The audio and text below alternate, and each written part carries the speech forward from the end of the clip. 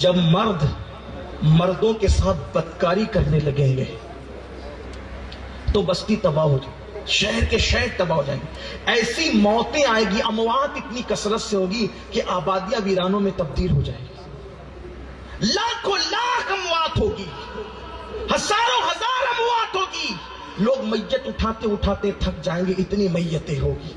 میں سمجھتا ہوں شاید کورونا نے اس کی ایک جھلک دکھا، یہ پورا معاملہ نہ تھا، یہ ایک جھلک تھی، جھلک۔ اگر اب بھی نہیں سنبھلو گے تو میتیں اٹھاتے اٹھاتے تھک جاؤ گے۔ کیا مسلمان کیا غیر مسلم، موت آئے گی، اموات ہوگی، اور پاپیوں کی وجہ سے نیک لوگ بھی مریں گے۔ کوئی ضروری نہیں ہے کہ گناہگار ہی مرے، گیہوں کے برابر گھن بھی پستے ہیں۔ جب عذاب آتا ہے تو پھر گناہگاروں کے برابر نیکوکاروں کو بھی ساتھ لے کر کے جاتا ہے بہا کر۔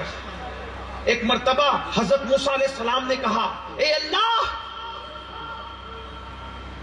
جب گناہگار گناہ کرتے تو عذاب میں نیک لوگ کیوں مبتلا ہو جاتے ہیں، وہ بھی کیوں ساتھ ساتھ میں پس جاتے ہیں؟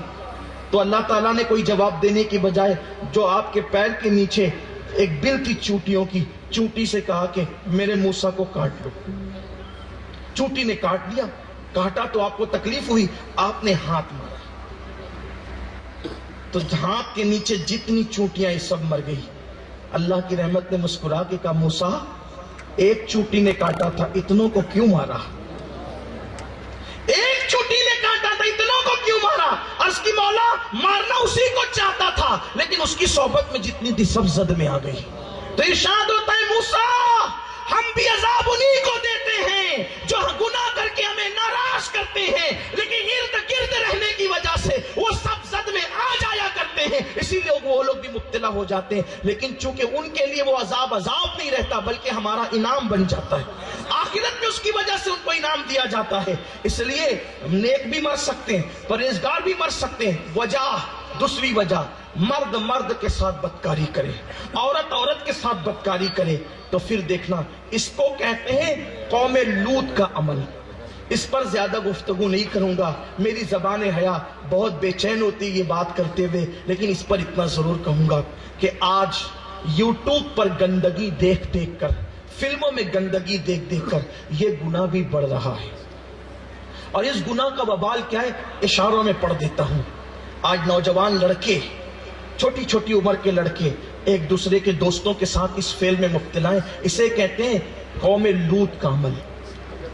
اس کو اغلام بازی بھی کہتے ہیں، لواطت بھی کہتے ہیں۔ اس کا عذاب زنا سے بڑھ کر ہے، اس کا عذاب زنا سے بڑھ کر ہے۔ زانیوں کو جو عذاب ملے گا اس سے زیادہ مرد مرد کے ساتھ بدی کرے اس کو ملے گا۔ اور سننا، سن لو، اچھی طرح سن لو، اور ان تک اللہ میری بات کو ان کے کانوں تک پہنچا دے۔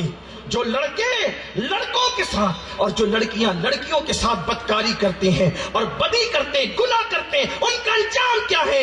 وہ کہیں بھی مرے، چاہے مکہ المکرمہ میں مرے، چاہے مدینہ منورہ میں مرے، چاہے اجمیر محلہ میں مرے، چاہے بغداد محلہ میں مرے، چاہے ہند میں مرے، سندھ میں مرے، مریں گے کہیں بھی۔ اور ان کو جب دفن کیا جائے گا تو اللہ اکبر، مٹی ان کی قبروں پر ڈالنے کے بعد فرشتے ان کو اٹھا کر وہاں سے لے جائیں گے اور لے جا کر ان کے لاشیں کو وہاں لے جا کر پھینک دیں گے جہاں قوم لوط پر عذاب آیا تھا، اور قوم لوط کے ساتھ ان کو ملا دیا جائے گا، اور وہ قوم لوط کے ساتھ اٹھیں گے اس طرح سے قیامت میں کہ جو مرد مرد کے ساتھ بدکاری کرتا تھا وہ قیامت میں بدکاری کرتے کرتے اٹھے گا، وہ بدی کرتے کرتے اٹھے گا۔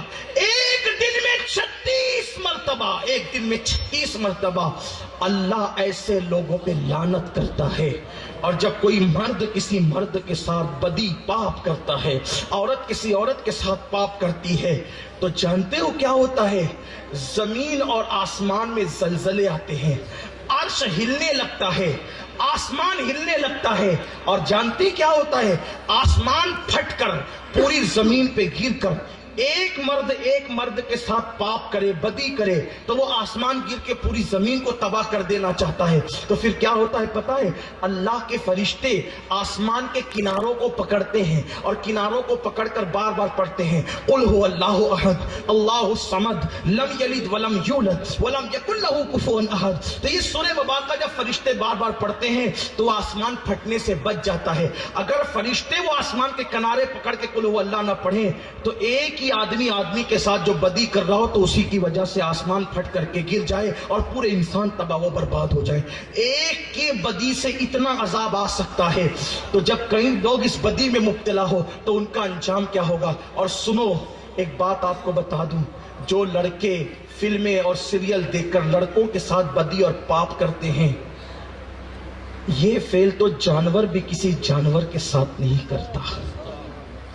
یہ تحقیق ہے ماہرین کی کہ نر جانور کے ساتھ جفتی نہیں کرتا، وہ مادہ کے ساتھ ہی کرتا ہے۔ ایک ہی جانور ہے جو نر کے ساتھ جفتی کرتا ہے اور اس جانور کو سور اور خنزیر کہتے ہیں۔ اس کے سوا کوئی جانور، بندر ہو، کتا ہو، بلی ہو، کوئی بلے کے ساتھ بلیوں جیسا سلوک نہیں کرتا۔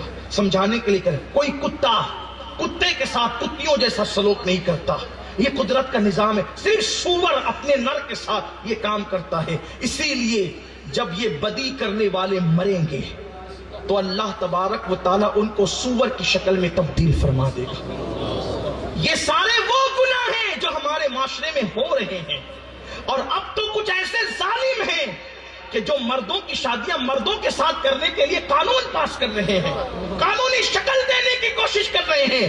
خدا کے لیے لوگوں اپنے حال پہ رحم